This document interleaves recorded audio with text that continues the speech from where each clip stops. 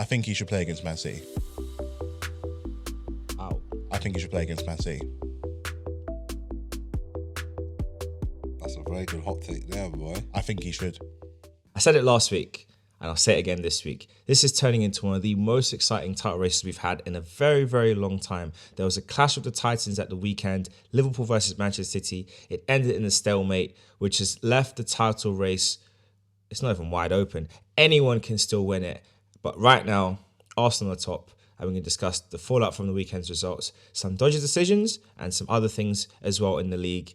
And welcome back to another episode of One Kick from Glory. I'm joined as always by Craig and Matthew. So, and we're going to start off with that game at Anfield. Jurgen Klopp's potentially last match against Pep Guardiola at Anfield. Massive game, 1-1 draw. Matthew, what are your just general thoughts about the match? And we're going to go into detail on certain instances, what happened and the kind of bigger implications of the rivalry between the two managers. But first off, what's your general thoughts on the match itself? it's fun. That was fun. Proper, cagey, end-to-end, eventful, just like vibes and just straight up great football. Everything but the Saudi Grand Prix wasn't. That was a great watch. It was a great watch. And in hindsight, a draw is possibly a fair result, possibly fair. But you can't. It's a measure to how good these teams still are, or why they've won how many Premier Leagues in the last 8 years, back to back sort of thing. And just they're that good. It was never going to be like a split sort of thing. Man City got there first with that really creative goal from John Stones. That's been practiced. You can tell so many times. So, I kept watching it before, and it's fine. It's like he got himself into such that perfect space to trick the goalkeeper and get his foot right, just beyond Keller. That was a great little goal. And obviously, Ederson remembered, he probably got bored or something and then just did his thing, gave away a penalty and whatever. But it was good. It was eventful. It was fun, and I think it's just a mark of what you want from a good title race, where you want your best teams going and just doing the absolute most for this title. Because now it's early mid-March, and we still don't know who's going to cross that line first. It's far too close to call. But then again, that's what you want normally. But I think by this time last year, really with you guys last year, but normally City are 20, 30 points ahead of everyone else. So it shows the fact that it's taken them this long, really, for other teams to catch up and kind of match their pace a little bit, as, progress and a testament to just how good the Premier League can be. But it was a real fun game. Real fun game. No, it was definitely a testament to how fun the Premier League could be. And I do think, as this race goes on, we're going to really see who the best are and who the rest are. But I want to focus on one of the things you mentioned there, and it's about that first goal, the set-piece goal from John Stones. With Arsenal, we've seen this year the importance of maximising your set-pieces. I think we're one of the highest scorers in the league this season from set-piece goals. Shout out to Nicolas Jovier. Great work he's doing. We had a previous set-piece coach. It didn't quite work out as well with him. In fact, we conceded a lot more goals than we scored. We solved those problems. But for you, Craig, looking back on the goal itself, and obviously talking through, like Matthew said, and I think John Stones himself said in the interview post-match that it was something that they had worked on just, I think, 2 times in training the day before. It wasn't even like a thing they'd practiced for months. Just a couple of times training. We said, okay, we'll see it in the match, we'll try it. And it paid off. But how valuable do you think it is having these set-piece routines and then being able to try them out in matches and then obviously coming off? I think it's a good thing to do, because nowadays in the Premier League, you have to find ways to score goals. With a lot of teams that will play 5 at the back and play low blocks, you have to find ways how to overpass the low blocks and just go and get a goal in. So I feel that what they do is set piece to Arsenal, for example. The Declan Rice will whip it in, or Saka will whip it on the right and Declan Rice on the left, and it kind of puts you got the tools left head, you got the best headers on the ball. You put them in the box. Anything comes out in the 18-yard box, someone can either put it back in. So it's easier to score goals from there. So yeah. So what was your take again, I guess, on that actual routine itself for Stones' goal? So like Matthew said, it was a great way to start the game. Great corner taken by De Bruyne. Ironically, the way how it was taken, it reminded me a lot of the quick corner routine they took against Barcelona. In fact, actually, I'd even say it's probably identical to the quick corner routine that Trent did to Origi against Barcelona in the famous comeback in the Champions League. The only difference being that Liverpool's defence was set It's just some brilliant movement in the box to drag the defender. Like I think it was Alvarez drags the defenders away from the near post area to leave Stones free. But how do you see it, Craig? It was a good tactical awareness and a good goal to score. I thought Liverpool did everything they could defensive wise. They couldn't do any better. They just Man City outsmarted them in the defence and got a goal. And that's what you got to worry about. Like when you mark, a lot of teams like to mark zonal. I feel man-to-man marking is the best marking in the game. I don't think zonal marking is that. Sometimes it works, sometimes it doesn't work. I feel like if you have a man-to-man mark and each player has a man to mark, you should be able to stop from scoring a goal. But it was a smart move. It was a smart move from a good tactical awareness from Man City. They caught out Liverpool, and then Liverpool caught out cold and they scored.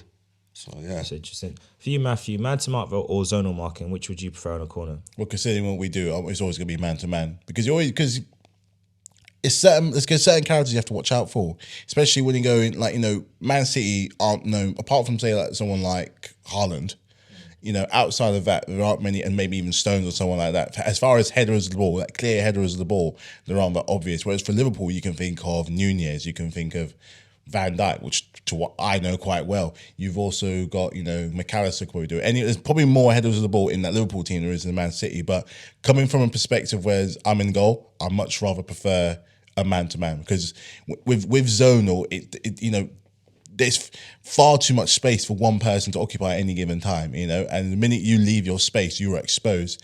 And sometimes you see it in games where a player, even the best teams, will have a space exposed so badly, and you're wondering why. How did they get there? And you saw it, even though they weren't necessarily doing it in the game. You saw times. I think it was it who? I can't remember who it was. It might have been Man City, where he got himself completely free from his man, and he just had all the space in the world. And how did he be a bit more accurate? The ball's going in the back of the net. So I think man marking is always going to be the best. Don't get me wrong, you can still lose your man, but at least then there's that you can swap it around. You're not going to watch him anymore. You're going to watch him, sort of thing. Whereas with zonal, it's just too. It's too opportune. It benefits the attacker far too well. It really does. I think it depends how you do it, because I know with Arsenal we do like a mixed zonal, mixed man marking system. So you'll have like your three main blockers in the middle, kind of having the zone, but also picking up the player that goes into that zone. Then you'll have the ones that will watch those that are coming from the edge of the box that are man to man tight on them. You have your near post person, and then you have your far post person. Or I say fast post area, no one's on the post anymore. I don't know why teams have stopped doing that, putting players in the post. It just seems weird. Because even there was a goal Man United conceded the other day, and if they had a player on the post, they would have cleared the ball away comfortably. But obviously there was no one there, so I think it was Onana couldn't reach it. But yeah, I don't know why teams have moved away from that. But obviously the other big incident in this match was the penalty for Liverpool. And having watched it back, on the one hand, and obviously off the back of it, Ederson's now injured, so he's going to be out for up to 4 weeks. He'll be fit for Arsenal. We've been here before. But so he's potentially going to miss that match, but I think he'll make it. So the ball was passed back by Ake, not enough power on it, towards Ederson. Nunez, sharp as a light, runs after it and gets a good touch onto the ball first. And then Ederson just swings like a donkey and kicks everything but the ball. Took him out. Even the way how Nunez went over, I just thought he's wiped him out here, or that's a great dive. But obviously he wiped him out clean. But for you, Matthew, as a goalkeeper, talk me through your thoughts on seeing that incident unfold. Well, first of all, I'm getting mad at my defender at that pass for one, because you're putting me in so much pressure. And, any player around, Nunez is there at the time, is going to smell that danger. So I'm already compromised. So one or two things is going to happen. It's either going to, the best thing you can do, really, how the ball was going was quite difficult, because it was at a height where you can't necessarily just go to ground, because you still run the risk of going for the attacker. But at least if you get enough of a touch on the ball and praying VAR work in that favour, it shows you going for the ball instead of the man. It's a risk. It's an occupational hazard as a goalkeeper when you're going for it. That is going to happen, but it's also a case of just being that little bit more proactive to that it's happened. You've recognized the pass, or you just charge out like hell. It's one thing that, as a sweeper keeper, that's what you're meant to do. That's why he's there. So it's amazing to see that has been quite a blunder that he has done on his part, where he's got it that wrong, that badly, to the point that he's proper swung his leg, and Nunez has gone over like he's been clotheslined or something, which is mad. So it probably would have been. He had to come out. He had to come out, but if the ball was at a slightly better kind of height, he could have pushed, slid down on the ground. At least then you have more chance of your body getting the ball. So, but at the same time, it's a 50-50 chance. He was gonna contact with Nunez no matter what happened.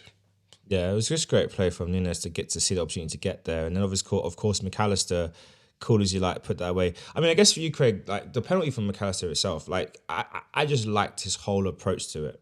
The fact that he didn't even bother looking at the goalkeeper, he was staring at the ball the whole time, cool, calm, composed. Do you think the fact that he's coming off the back of, I think he scored in the shootout in the World Cup as well, didn't he, in the final? Mm-hmm. From that experience, winning the World Cup in a high pressure match, do you think that has now given him this sense of, like, he's played and done the most high pressure thing he'll do in his career? Everything else since then is not going to be of that same kind of level of stress, I guess. Definitely, because scoring in the World Cup final is pressure.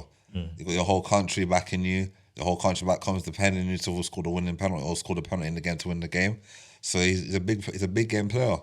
He scored penalties for Brighton as well. A lot of people forget he's set penalties for Brighton as well. So he's got that composure, and he knows what he's doing. And I feel that he's scoring that penalty. It was a good penalty to score at that pressure time, because if he had missed it, Liverpool could have lost the game.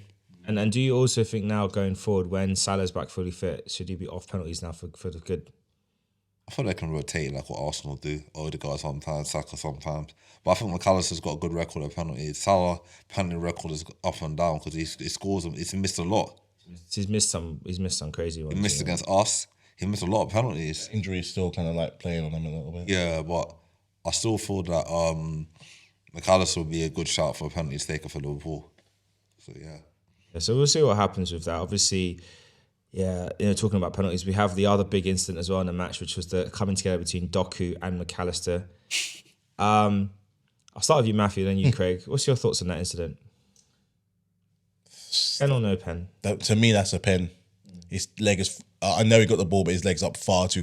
Isn't there a case of, I know he got the ball, but the fact his leg was that high, like it was almost to the point that it was at his head, like that was almost a carbon copy of the 2010 World Cup final, like practically kicking him in the heart, and that was a straight foul in that game. In fact, I think he got sent off for that.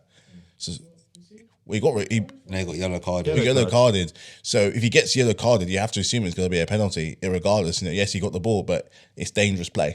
Oh no, Doku got nothing. Nothing was given. That's dangerous play though. But I think they could have given an indirect free kick if they didn't want to give a penalty. But give something. Yeah, indirect. Craig, what's your take? That's a penalty. Took him out. He got the ball, but the way how the angle he kicked his chest, his follow through kicked his chest. That's a penalty. I think the referee and the VAR bottled it. It's such a big game. I feel like if he gave that penalty, then Pep Guardiola would have gone ballistic. He would have gone ballistic. It was also the end of the game as well. I think it was coming towards the end of the game, and it was just like, Celine, you've done this. Just... And I feel that like if that penalty could have cost Man City Liverpool the title, and that decision could have cost Liverpool the title, I don't think Jurgen Klopp would be very happy either. Look at that. It could cost them the title. You never know. They've had another incident as well, another game where they won't get the Tottenham game. Diaz's off goal that was not given. Which we've all know now is a goal. So that's two matches where they've had, and obviously we had the game against Arsenal, the Odegaard handball thing. So, there's a bit of a narrative building for Liverpool to be aggrieved. I just think hold your horses. Season's not over yet, and we'll see how it goes. But I guess just on top of that as well, like outside of the penalty instances, there were so many chances for both teams. I remember there's a shot Doku had. He's beat Kelleher. It hits the purse and goes perfectly back into his hands. There was a few other moments as well where I think De Bruyne early in the game tried like a dink to try and chip the keeper and just marginally out. Obviously, he wasn't happy being substituted, and him and Pep had the right go at each other, but that's just normal for them. Luis Diaz. I want to talk about Diaz in way more detail because for me, he put in a 9 out of 10 performance minus the goal. He was just ridiculous. He was up for it. He was like, I'm going to win this game for my team. And unfortunately, didn't score. But how impressed are you, Matthew, with Diaz's performance? He did everything right. He did all the hard work. He did everything he needed to do. He just didn't get it in the back of the net, man. And it's just, you can see the frustration on his face because it's a high profile, trying to keep up with you guys. You've added a third team into this title race where it's like no one looks like slipping up. And to be fair, even after this result, considering how the points have worked, no one's really slipped up. It's anybody's race from here on in. And he was working like an absolute dog. And he's taken on that role. I think for Firmino's gone, Mane's gone, Salah, we don't know how long will it be there much longer. He's making a claim for being, the man that's going to take on that kind of responsibility, and he displayed so much of that in droves yesterday. And he deserved a goal. He really did deserve a goal, and it's a shame he didn't get his reward. I guess for you, Craig, what's anything you want to add about Diaz and how he's performing, not just in this game but across the season? I'm Liverpool offering a new 5-year contract. Timed on to the end of his career. I know he's like 27, 28 now, but give him a new deal that'll end to the end of his career because he's the kind of guy, like when he first came to Liverpool, he was like, before he had that bad injury, he was a problem. I think last season he struggled a lot with injuries in and out of the team and injuries, but this last couple of months, he's just been stepping up every game he's played. Look at the way how he roasted Kyle Walker. He sent Kyle Walker. I've never seen Kyle Walker's one of the top right backs in the league. Hands down. And the way how he just twisted him in and out, I went past him like it wasn't there. Martinelli, take note. Yeah. Spinning around. The way he got the ball, he went past 2 players. I think he went past... I saw that, yeah. He went past 2 of them. Like, they tried to stop him. Couldn't stop him. And I thought he got to try to cross the ball and it kind of went a bit. But I'm telling you, like, Diaz, man, he's a problem. The next Liverpool manager, build your team around him. Do you feel like when you watch him, he gives you shades of the first 2 seasons Sanchez at Arsenal? Not the last few, because the last few I think Sanchez went up another level. But does he remind you of like the first 2 seasons of Sanchez at Arsenal? Definitely, 100%. Him, and he reminds me a little bit of Robin as well. With that running ability where you can just run at players and and he can score important goals. Remember when Robin first came to the Premier League and he was just scoring them goals like for fun. Every time he got that, Then he had that injury and then he came back and he was a bit slow. But then once he got his rhythm again, he was scoring goals again. I'm telling you, Diaz is a good player, a very good player. He's been a very good signing for Liverpool and one player that they're definitely going to want to, like you say, hold on to for a long time to come. But obviously one of the biggest things about this match, and Jurgen Klopp said it himself, it was just a Premier League classic and it was an amazing battle. And he said it's probably one of the best matches they've had between the 2 teams, Liverpool and Manchester City. And a match that I think we can definitely look on as like the perfect advert for the Premier League because I wouldn't say, there was definitely good phases of play for both teams and either team deserved to win. So I think a draw truly was a fair result. We can argue about the penalty all day, but at the end of the day, Man City hit the post a couple of times. Liverpool hit the crossbar, I think, as well. So anything could have happened. But we know with Jurgen Klopp and Pep Guardiola, this rivalry started off in Germany, Borussia Dortmund versus Bayern Munich. And I think Klopp won 1 league title over him. And then Pep dunked on his head a few times. Klopp came to Liverpool. Pep said, wait, I'm coming. Pep came to Man City and reignited their rivalry. And of course, he's won more Premier League titles than Jurgen has in England and in Germany. But I think we can safely say that for how they have been able to transform their teams and develop players, they are 2 exceptional managers. For you, Craig, to start off with, like, how do you think this rivalry over the years, how would you rate it and how highly do you regard both Jurgen Klopp and Pep Guardiola? I rate it like Wenger versus Ferguson is up there, that rivalry, because when Wenger first came to Arsene Wenger first came to Arsenal, he got under Ferguson a lot, got under Ferguson's skin a lot, and then obviously his first full season at the club he won the league. Then after that, Man United were winning, then Arsenal won it again, and they done the unbeatable season. So I feel like that rivalry. I think if you want to put like, you would say that Guardiola is like Ferguson, and you could say that Klopp is like Wenger when it comes to Just the way you balance it out, yeah. and how he's won trophies and all that. We had the comparison of squads, the amount of money spent. Obviously, Man United spent more money than Arsenal in those days. And then same with how Man City spent more money than Liverpool. But they've always brought entertaining. They were always the top two challengers over the years. Only exception of last season, Liverpool didn't challenge or compete in Man City. But every season since Klopp and Pep's been Pep in the Premier League, it's always been them top two every season. So it's been a good advertisement for the Premier League, and it's gonna be a miss when Klopp goes. It's gonna be a big miss when he goes. So we'll see what Liverpool does next season. If it's gonna be, are Liverpool gonna be competitive again next season? It's hard to say because it depends what manager they get in, and it depends what players stay and go. I can see a lot of changes at Liverpool in the summer. A lot of staff will go in, a lot of players will be going. So it'll be a massive turnover. And you want to see, I want to see how long Klopp, not Klopp, I mean Pep will stay, because remember Pep hasn't got competition anymore after. The competition. Got Arteta, but I mean the competition between him and. I know it's different, yeah. And he might say, you know what, I've taken Man City as far as I can. Maybe it's time for me to move on soon as well. So, yeah, that dominance of them two, sooner or later, might be coming to an end. Be interesting to see if that is the case. I guess you, Matthew, what's your kind of thoughts on the rivalry and legacy of Klopp and Pep? I think Craig might be right on that, to be fair, and how you put Fergie with Pep for the amount of what they want and their tenacity and their utter determination to win. Whereas we have someone like Klopp, like Wenger, they didn't just change the way that they played, they changed the philosophy and they kind of embedded themselves in the area. Remember, the reason why you have the Emirates is because of Wenger. The reason why the whole of Liverpool is vibing right now is because of Klopp.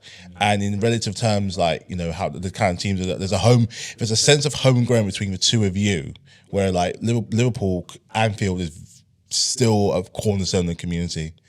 And even though you moved to the Emirates, the remnants of Highbury down the road still part of your old school community in the terrace houses, corner, that kind of thing. So there are parallels there between the two of you, whereas Old Trafford back when it was to the Etihad now is as a symbol of absolute power and dominance. They're meeting together like David and Goliath sort of thing. It's the reason why any sport, Formula One, football, rugby, it's what makes sports good in the first place. And if anything, there's kind of a mutual respect between them two. They don't hate each other. They frustrate each other, and then they'll rivalries and stuff like that. But there's a respect there. There's a you'll look at each other. They'll look at each other like old friends. The way that Fergie and Wenger will look at each other, being like, he was my best. It was like Joker and Batman. It's like you complete me, and you're the reason why I wake up early in the morning and do what I got to do to keep up with you. And they both think like that. The only way that's going to change, obviously when Klopp goes, it depends on who comes in, but the only reason that changed in the past between Fergie and Wenger was a certain Portuguese man who came in and turned it on its head. And if that is to happen, how? It won't be the same, because football's changed, but how is it going to happen? Who's it going to be? Who's the one that's going to come in to crack through that mould and stir it up over again? Because we're looking at you're looking at potentially a sort of a new generation of football styles and managers coming through. We just don't know who it's going to be. Yeah, we're definitely on the verge of that transition period, and we'll see who steps up. Obviously, Arteta's doing well, and we need a title and some more trophies. Xabi Alonso on course to win an historic title in Germany. They've still got a 10-point lead, and hopefully they can maintain that at the end of the season. Still a way to go, but they're doing really well. Obviously, Xavi had a bad time at Barcelona, but he won the league last season, so he's not totally rubbish. It's just not well appreciated. There's other coaches around the world that are highly regarded, and people like them. And then you've got the guy at Old Trafford. But anyway, we're not going to talk about them today, but we are going to talk about Arsenal. A nice, hard-fought win at home against Brentford. We definitely made a lot of work for ourselves, and we're going to talk about that a bit more. But before getting into the negatives, I want to talk about the positives. And let's start off with the man of the hour, Mr. Benny Blanco, a.k.a. Ben White. Some people call him... Anyway, Ben White, Benny Blanco, man's on fire this season. 2 assists in the match. Man of the match for all of us. Put the ball on a sixpence for Rice and, of course, for Havertz. For you, Craig, just how impressed are you with Ben White, especially how much he's developed post-Dubai? Start of the season, he was really struggling and he got dropped a couple of games. I remember Tomiyasu was starting ahead of him. And then obviously Tomiyasu had his injury problems and then Ben White got back into the team. But since the buy, it's just been a different player. Rejuvenized and everything. Just a different type of player. I think on Saturday, what Brentford were doing, they play 5 at the back. So every time Saka got the ball, two or three players were on him. So for the first goal, the ball came back to Ben White and he crossed it in and then Declan Rice beat his man on the header and scored the goal. For the Havertz winner, same thing. Saka got the ball, 2 guys on him, played it back to Ben White. Ben White had loads of space and then whipped it in right on the head of Havertz. I feel like Ben White's the most improved Premier League player. Since January, I would say he's improved a lot. And if we continue the way we're continuing, hopefully we can win some trophies this season. I don't know what trophies. Only 2 trophies we're in, Champions League and Premier League. So we've got a massive game against Man City coming up, end of the month. I think it is. Yeah. That would definitely determine where the Premier League, or it could determine where the Premier League goes. If we avoid defeat there, because we haven't beaten Man City at Etihad for a long time. If we go there and avoid defeat, and then we win the rest of our games, we could maybe win our first title in 2004. But we have to avoid defeat against Man City. We can't lose to them at Etihad because it'll just damage our confidence. And I feel that Man City will be too strong. If they win that game, they'll go on and just blitz teams here and there. But Man City are in 3 competitions: they're in the Champions League, FA Cup, and Premier League, and they're getting a lot of injuries as well. So that could be a factor in their season as well, when they got to play more knockout games and their squad, and they could test their squad. But Guardiola's a genius when it comes to rotating his squad. So Arteta has to be a genius when it comes to rotating his squad now, between now and the end of the season. So we just have to make sure we do the right things. In certain games, like I know Saka was upset he got taken off against Sheffield United. In some games, you might have to, if we're 4-5-0 up, you just got to rest your players and take off players and give other players a chance. Because you never know. There'll come a stage in the season when you need your sub bench will be very important to now end the season, when you're playing 3 games in so many in a month, and you have to, you know what I mean. So you have to really go for it. Yeah, we'll see what he does in particular, because I think he has to just kind of measure things out quite well. I do want to talk about Ramsdale's match, his performance. You know, we had a 2 good, we had a 2 bad, classic match today moments. But Matthew, let's talk about the good first. We'll get to the bad. He had a save he had to make against Toney in the second half, I believe. Long ball play up towards Toney. I think he took a took a touch and then went for a left foot volley, saw Ramsdale off his line, and Ramsdale clawed the ball away. Superb save, and had a string of saves in the first and the second half prior around his, just to show how good he was. But how did you rate his performance? And do you think as a whole, it kind of, again, further justifies why Arsenal have moved on from him in a way? Like, it's a shame that incident is going to be the 4 point thing, because there was a lot in that game he did, like, let's talk about the really, good stuff really first. well. But the good stuff, that is to kind of claw that away in a hard fought match, just shows you that he was, like, he's ready, and the level that he's still performing at is still so high. When you bought him, it was a controversial thing, because, like, he'd been relegated twice, but he was also Player of the Year twice. So it shows that, there was good, like, stock to work with in the first place. And since he's been there, you have slowly elevated at a level. It's no surprise that since being there, you've gone up the table there and there. And for last year, he was there for pretty much the whole time, and you got to second. So the only thing, so it was with goalkeepers, it's an age thing, and he's still quite young. So he has to assume that he's going to get better from here anyway. Like, and he still showed yesterday that why he's still very much, he's not going to be going away anytime soon from that first choice. Even without Raya, you still were, you're still comfortable. You felt the trust in him when you were there. I mean, and that's for that kind of say, I'll be proud of a save of that like that. I mean, I couldn't do that now. I'd love to be able to do that. It's such a good feeling when you pull off a save like that in such a high profile game where you have to work hard. Brentford did not make it easy for you, and for all the free scoring you were having, it didn't go all your entire way. So what I also like about him though is his crowd work. And I don't think this gets mentioned a lot, is his crowd work. He loves it. He thrives in it. He's a showman. He's an extrovert. He especially on away games. Especially on away games, he properly gives it because he understands the mentality of the Premier League. He understands the stakes of winding up and going up against the crowd where he knows that he's going to win, he's going to perform, and he's going to absolutely handle it. Like, controversial. I mean, I'm going to combine my hot take here, if that's okay. Go for it. I think he should play against Man City. Wow. I think he should play against Man City. That's a very good hot take there, boy. I think he should. Reason why? His away performances. Put him in that side of the crowd, properly wind them up. You've beaten Liverpool. You've beaten City already. With the injuries they have, let's say Ederson doesn't come back for the game.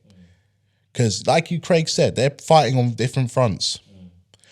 And, they've got less to lose than you. Well, they've got less to you lose than you do in some kind of way.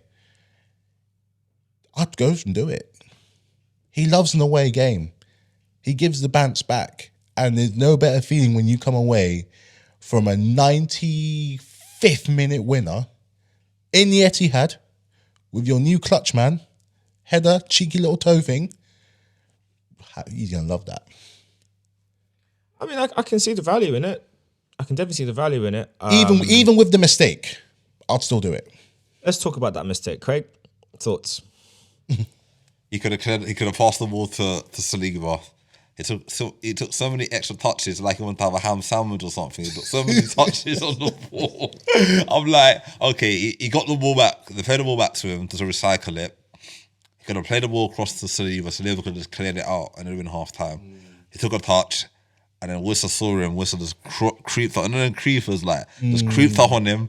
And it came so close to him and he kicked it right onto Whistle, right in the back of the net. I was like, I watched the game at home. I'm like, oh my. It's interesting because Raya had a similar incident against Julian Alvarez earlier in the league match against Man City. Yeah. And luckily for us on that occasion, he went out for goal kicks. Wasn't any problems. And it was exactly the exact same action in that, the ball's played to the goalkeeper and he does the little shuffle thing they do to kind of wind up to get power. And they showed a different angle in the replays of, from the bench side. And what you can see is Arteta's gesturing to him to say hit Ben White. So he was obviously winding up to just dink the ball towards Ben White. And in that time, the move broke down. The pass on was to Saliba, but he didn't take it. So it's unfortunate. But it just had to happen to him, didn't it? But you have to respect his mentality as well, because a lot of people would have been so crumbled. Yeah, not this guy. He's a big game player because he came back and made 2 world-class saves. Everyone talks about the Toney save, but he forgot about the Collins save. The one that was going right and he just tipped it over the bar. That was a good save. That's a lot of mentality to come back from something like that, which could have very easily dropped you a lot of points. But the fact that he still stayed and produced another good save after that just shows that, if anyone's going to do it for the big time, it's going to be. I'm not saying that Raya's bad, and never I'm saying that, but like you've got a luxury that very few clubs in the Premier League have. You've got 2 starter keepers. Yeah, You've got 2 starters. I don't think Ramsdale's going to be the end. I think Ramsdale's gone in the summer. 100% think he's gone. Maybe. Would you keep him, Matthew? Would you keep him as an option? I'd have him. Or would you? So for Arsenal going forward, do you think Arsenal should keep both Raya and Ramsdale for next season? If you win the league, yes. If you win the league. If we don't? My eyes wandering. Or to just move him on? Raya's been playing more for you, and Raya seems to me is going to be more of an issue if he doesn't play. Whereas with Ramsdale, who's been around, he's had a good stint at Arsenal, good stints, performances at Sheffield and Bournemouth. Another club will have him. I personally would keep him for one more year, especially if they're not sure about Okonkwo and Carl Hein. If they feel like because I rate Okonkwo very highly. It's done well at Wrexham. He's done well in 2 loans. So I think for me, if they feel Okonkwo is ready to step up into the group, then it could be Raya, Hine, and Okonkwo as third choice. And then actually between Hine and Okonkwo, they can fight over who's second choice. You sell Ramsdale. If they still feel like they're not quite sure about him, then I would say to Ramsdale, look, pre-season, I want you to fight. Yeah. Show me that show me why you should be our first choice. And then do it by that. And then maybe what Arteta said he was going to do this season, maybe do that better and say, okay, this is how we're going to do things. We're going to rotate you guys, but we'll use the cup games as the switch point. And just be like, you get 5, switch point, you get 5, switch point. I personally thought the reason why it didn't happen this season because we got knocked out of the cups early. I think if we're still in the FA Cup and still got further in the League Cup, then Ramsdale would have had more games. He would have had more games, but how Arteta put it was that he was going to rotate between them in game state, and that's not. I don't think he hasn't lived up to that. He hasn't lived up to that. And maybe the situation where it wasn't possible because of other circumstances, maybe in matches they looked at the statistics and thought, you know what, we're just more secure with Raya. If we keep changing it, we're just not going to look as well. And obviously I remember one of the cup games Ramsdale had, I think the Liverpool game, I wasn't impressed in the cup. I was not impressed. I know the goals weren't all his fault, but I still wasn't impressed. I think his performance was not great on the night. I think he just looked very nervy and I just didn't like it. So yeah, we'll see what he does longer term, but talking of transfers and players, obviously Ivan Toney tried to audition at the carpet. I think at one point at full time was saying something to Gabriel, I'll speak to you inside. Man, go sit down outside, bro. Speak to him inside. We were outside. He ain't doing nothing. He did niche on the pitch. But for you, do you think that... Because, I mean, I've heard lots of talk from people online that Arsenal are not going to go for him in the summer anymore, that we've kind of closed that door. Do you think that... And some of that is... The implication that it's because of some of the comments he's made and some of the general behaviour in all these interviews and stuff. But do you think that he might have inadvertently priced himself out of a great move to a really good club? Not saying Arsenal, but do you think other clubs like maybe a Man United, maybe a Liverpool, maybe even you guys, although I know your money situation is weird, but do you think looking at it now they might be a bit cautious of going for him? Or do you think someone will say, nah, we'll take him because of his quality? I think for Brentford's sake, they don't want to end up how they end up with. If I'm them, for Brentford, I don't want to do with Toney with what Crystal Palace did with Zaha, where when the opportunity comes in, you cash in at the perfect time, you let your talisman go, because he will go. I mean, you're on the wrong side, unfortunately, of relegation. For as hard as you're trying, you're I don't think they're not safe. In my book, they're not safe, and I think they know that.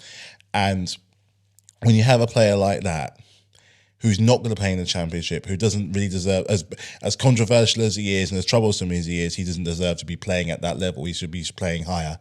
They'll be looking at it thinking a bid will come in and we are going to have to take it and we can't hold him back. We're not going to end up like a London Rivals where they tether him down so hard he ends up leaving on a free, whereas really it could be opportunistic to go and spread it around the club. Because if you look at other teams around the Premier League where they've cashed in on their talisman and they've spread it around the club to their benefit, you look at the likes of Brighton, who spend very little and get millions in return. And at the point now, Brighton are actually ahead of us in the table speaking. Same with Villa. They cashed in on Jack Grealish. Took them a while to get to where they are now, but even though with the poor result they had against Spurs, they're still very much in the top 4. Same with, look at Declan Rice. Yep. Look at Declan Rice. They've spent well. The results haven't been perfect, but they're on the right side of the table. And I think Brentford and look what Palace didn't do. That's what they didn't do. They brought in more players to kind of complement him, like, your Elises, your Ezes, which is great. But what they didn't do was kind of like move on someone like Zaha, who was getting older, to kind of go around the rest of the club. And with Brentford, they're in a prime position where your cash cow is there. Your money problems are looking you right in the face. And he starts up front for you every game. Cash him out, spread it around the club and bring up, to kind of improve the rest of the squad. All those, the Brightons, the Villas, and who else do I say? Brighton, Villa, West Ham, they've all done it. I put Brentford as a similar, they're a smaller club, but they're going to have ambition. And if I'm them, I'm risking it and cashing him into whoever trying to bid in for him, which personally I think could be either us, despite our money problems. But I think it could be Spurs. I didn't think about them, you know. It could be Spurs. I never really think about them when it comes. I mean, I don't think about them in general, but I never really thought about them when it comes to the Toney debate. They need a talisman. I mean, as much as they're still scoring goals, they missed that talisman in the middle. That would be the best move for him, actually. 100%. The Charleston ain't it. That actually would be the best move for him. And Son can play out wide.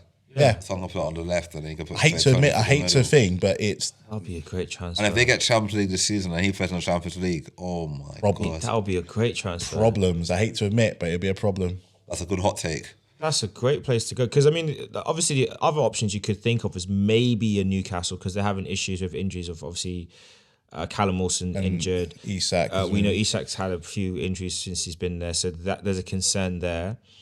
Man United need more options, more firepower. Obviously, Hodgson just kept finding his groove, but they don't really have much else as a central striking, goal scoring option. I think West Ham wouldn't make sense to go from Brentford to West Ham. It's a move up, but It's not really that up, is it? Really, It is. It's up, but it's not as like It's not big enough. He'd rather go to a class like gonna compete in Champions League. So I'll say either United, maybe the Liverpool need another striker in the summer. Nah, because they got Jota, Nunez, and Gakpo. They're pretty much they're too stacked up. Chelsea need a striker. We do But need. you're not in Europe, so it will be a weird move. But Chelsea's a to big go. club, so they might. If we win the FA Cup, and get that into gets us into Europe. Okay, sorry, you're not in Champions League. No, we're not in the Champions League, But which is what he wants, though, isn't it? Arsenal, that ship is sailed. I don't think he's gonna go to Yeah, Arsenal. that ship sailed. So it'd be either Tottenham, It's Tottenham, Villa. Tottenham or Chelsea. Villa don't really need another striker. They got I mean, Watkins. to they add got a on, young but kid. to add on to that, imagine Watkins and Toney as your front two. As in a European run. In It the could be European like him run, having Aubameyang and Lacazette again for Emery. I got Emery. Yeah. That would be He could run it back. And if Aston Villa get champions next season, that's a lot of revenue in the club. They can go and buy whoever they want. because I remember when they had oh no, his name was Portsmouth. Sorry, but yeah, that'd be a wicked. But then, having said that about Aston Villa, one of the points I did want to talk about is this, profit and loss thing that they've got in the Premier League, where you can only spend a certain amount of your revenue on players, and actually that would affect Aston Villa, it would affect Newcastle, because as the rule currently stands, and people were saying that for next season, potentially one of those two clubs, if they make the top four, might have to sell one of their big name players that they've brought through their academy, because of the way how the system works, which I really don't think is fair, considering how hard it is to break into that top six. Artificial top six is really only a top five, and then Tottenham. It's very difficult to break into the top bracket of the team. So I wonder, what's your thoughts on that? Like, for them to try and get there, because Newcastle had a great run last season, got into the Champions League, didn't have the best Champions League campaign, but I always felt like it was a learning curve for them. And they were in the top four for a while this season, and they had a bad run of form, dropped way out of it. Right now, obviously, Villa are in fourth on 55 points. Tottenham are in fifth with 53 points in the game in hand. Man City are in sixth on 47. So anything can happen. Then West Ham behind them, and then Newcastle are way down. So anything can happen. But for you, Craig, I guess, what do you think about all that? I don't think it's fair. It's not fair at all. Because I mean, Newcastle after someone their young player. Maybe I lose. My little one is a good up and coming talent who broke through the season, done very well for the team. And they'll sell him for. They'll get decent money for him, but it'll be a shame that they have to sell one of the academy players. Same with Aston Villa. Maybe they might have to sell like Aaron Ramsey or someone like that. Jacob Ramsey. They sold Aaron Ramsey to I think he's on to Sheffield United. I think He's on loan. Burnley. It's not permanent, isn't it? Permanent. They sold him to Burnley. They sold him to permanent. Oh, Sam, shame. So that means they might have to sell one of their younger players and all that, and they're gonna have to. It's going to be tough. They're going to have to figure something out. I don't like how these... I understand why these rules have been put in place, but unfortunately, when the opportunity was there to do something, all those years ago, you did niche. And then when the opportunity was done something to punish the big spenders and the big abusers, you did nothing. And then when the Americans came in at this man's club, you guys did nothing. So I'm sorry, I don't want to hear it now. It's not like, in a way, I'm kind of like, I get it, but it really isn't fair for teams like Villa, who are backed by investors, but have also kind of worked their way up because they've not just splashed the cash. In a way, it's kind of stopping Newcastle from going crazy because, I mean, they have the money to do whatever they want, but this system is capping them. But it doesn't stop Man City from doing what they do.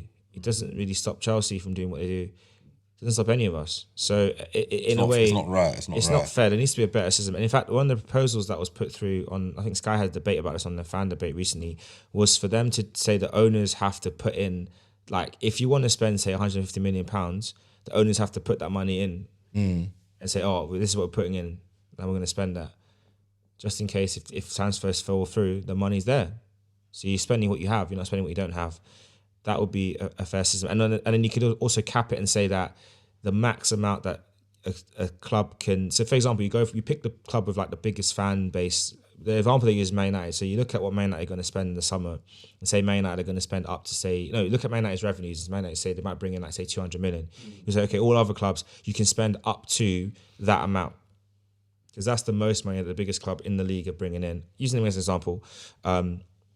So that could be a way around it, but we'll see what they do and how they try and figure things out. As things are currently going live in the Premier League, as of recording, Chelsea are winning 1-0 against Newcastle. Jackson scored a goal after 5 minutes, set up by the man of the moment, Cole Palmer, after 6 minutes actually. So it's going well. They're leading, they're holding on to that, and we'll see how that matches. Obviously, by the time you're hearing this podcast, you know how that ended. So if it didn't end well for Chelsea, it is what it is. But that being said, for you, Matthew, just a final thing on your club. Obviously, it's been a very, very, very, very, very, very frustrating season. I think it's been a frustrating 2 years. You know, you had Audi TT and you guys threw that away. He has learnt the hard way multiple times now. Just has to pick a better club next time. But what would you say is your glimmer of hope going into for the rest of this season, going into next season? Now, I was talking to Craig as well about, you know, what can Chelsea achieve this year, and he said it's down to Chelsea. Right now, you are in 11th on 39 points. You're almost safe from relegation. But what is the thing that you think your team need to do now to make everything round out? And you still have a couple of a game in hand, so we need to get a trophy. We've got a good chance of doing so. We've got a more favourable tie in Leicester coming up this weekend. That being said, they're basically Premier League ready, so it doesn't really matter. But we've got to try and get to that final. Let's do what we didn't do in the Carabao Cup. Let's go there with some sort of plan, because Liverpool, the team that we played, were there for the taking. I'm sorry, they just were. With a full strength squad, they were playing with kids that I saw in double science for the next bloody day. So there is no... The run we got there says, do that, but better and more. He either needs to get into the top 4, or he's got to win a trophy. Wow. That's what he needs to do to get that monkey off his back. Because enough of the fans, and he's already feeling the heat from a lot of players, people around him not being doing good enough, and all this kind of stuff. You know, calls for Mourinho to come back. There's even something about Tuchel could possibly coming back. He needs to do something to get that monkey off his back. The very same way how Arteta had to win your faith over by winning the FA Cup to give him back chance, which won him that favour. I think this is something that he needs to do. He needs to just... I'm not saying to sack off the league, but just to, when the cup comes up, there's very few odd games that he has, just go. Plus, after that game, it's international break. That's true. It's international break. So he really and truly, he can just put all of his, after this game tonight, just go hard for that FA Cup semi. Just go hard. And whoever who comes with it, we'll take them. Whatever happens, just go hard. Really, go hard. Go hard or go home. Craig, do you think that Chelsea have enough to make that a realistic target, getting the FA Cup and building from there? Or do you feel like Poch's time is done at the club? I feel like they've done a good job. Semi-good job. Eh? When I mean semi-good job, let me land. I feel that, like, obviously it's his first season at Chelsea. He spent a lot of money. But he's not a rookie manager, though. I'm sorry. That's not even true. He's not a rookie manager. It's not his first time managing a club. The guy's been in the league before. He knows what it takes to manage at the highest level. He got the club to a cup final. Didn't win it. Tactical naive. I'll give him that. Got to the cup final. That's actually really good. good. First season, all things considered. He got to a cup final. All the turmoil at the club. Yep. He didn't win it. Unfortunately, didn't win. He's still in 2 cup competition in the quarterfinals of the cup. You beat Leicester on Saturday or Sunday. You get to the semi-final. Most likely you'll play United, or you'll play Liverpool, you'll play Man City again. One of them 3 clubs you'll play in the semi-final. You'll get to Wembley. Hopefully you win a semi-final, you get to the final. Hopefully this time you can break your your cup curse. Wembley curse. Your Wembley curse, because Chelsea back in the day used to win cups like it was a joke. You go to Wembley, that's Chelsea's cup final. They win it. Beautiful times. But you've lost 4 or 5 finals in a row. You've lost that Wembley now. I've lost so many, and I feel that you have to. I feel if you can get your lot into Europe this season, that would be a good season for Chelsea and the manager. That's what I personally feel would be a good season. Well, the FA Cup winner will. If you get to a cup final, or if you get into Europe, because Chelsea need to get back into Europe because all the money you spent. If you don't get into Europe this season, then I can see a 5-star of players leaving in the summer. You're gonna have to balance your books again, and then you're gonna have to rebuild again. And how much longer is this project gonna work? Because so far, Operation Bowley has not worked so far. Let's be real, it hasn't worked. You bought an awful lot of players for an awful lot of money who have not delivered. Caicedo has not delivered. Enzo Fernandez not delivered. Raheem Sterling can play much more better than how he's been playing. The only player that's delivered for you lot, and is a young player, that's Cole Palmer. That was a bargain. I'm so surprised Man City let him go. He's the only one that's done well for you this season. I think that you got a lot of rebuilding to do in the summer. You got to get a new defender. I think you need 2 centre backs in the summer. Yeah, striker. Definitely need a striker. You definitely need a good winger. What's happened to Mudryk? Can hardly get games. Can hardly start. Mudryk never arrived. He's on the bench. Yeah. I'd say we need a goalkeeper. And a goalkeeper as well. You definitely need a goalkeeper. So more transfers again. That's the solution to your problems. Just keep buying. You can't it works in the past. But Chelsea can't be wasted like throwing money at players every minute. Like this is not worth it. It will get to a stage where you can't do it anymore. The financial fair play will come into place. You might get a ban. You might have to get a transfer embargo. You might have to, you might have to just look at your academy and say, no, let's promote some of the young players and give the young players a chance, like what Arteta did at Arsenal, where he got rid of all the big earning players like the Aubameyangs of this world, the Lacazettes of this world, and then he just started from fresh and brought in more his players that he wanted in the club. And he wants. And maybe that's what Poch might have. But Chelsea have a bunch of young players. I mean, I hear what you're saying, and I agree digging into the academy more would be a good way around it, but you have a young team. You have one of the youngest starting teams in the league, and yet for some reason you're not developing as a squad. Like, you show promise. Like, you can go neck and neck against Man City. Wow. And then against the Liverpool in the cup final. Like, I don't get it. I don't understand how your team is so inconsistent. You could say it's the youth, but at the end of the day, does it? I always say it. Does he know his best 11? I don't think so. It's a bit of both. I think it's naivety from the team. It's inexperience from the team, but it's naivety from the manager. And the losses we have, some of it is down to the naivety of the manager. Big time. Yeah, that's the thing he needs to figure out, because at the end of the day, you can't keep bringing that bottle job gene with you wherever you go. You know, you picked it up at one club, or name them, but you know which club it was. You need to leave that in the past, all right? You're at a team that wins stuff. You came from a team that were used to winning the league, and you kind of struggled there too. But now you're in a team that is used to winning stuff. Me personally, I don't mind Chelsea suffering and wallowing in mediocrity for another 10 years. I think it'll be fair for the crap they pulled in the past. But I will let the past be the past. It's okay. Their charges will come eventually. But anyway, that's it for us for this week's episode of One Kick from Glory. Let us know your thoughts on how you found this episode. If you're watching, drop a comment in the YouTube comment box. If you're listening on audio, drop a chat. Drop a comment as well, and rate and review them. And we'll be back again next week to discuss the FA Cup games and a few thoughts about the international break, which it's good for some teams, terrible for our teams. But anyway, we're back again next week. Peace. Peace.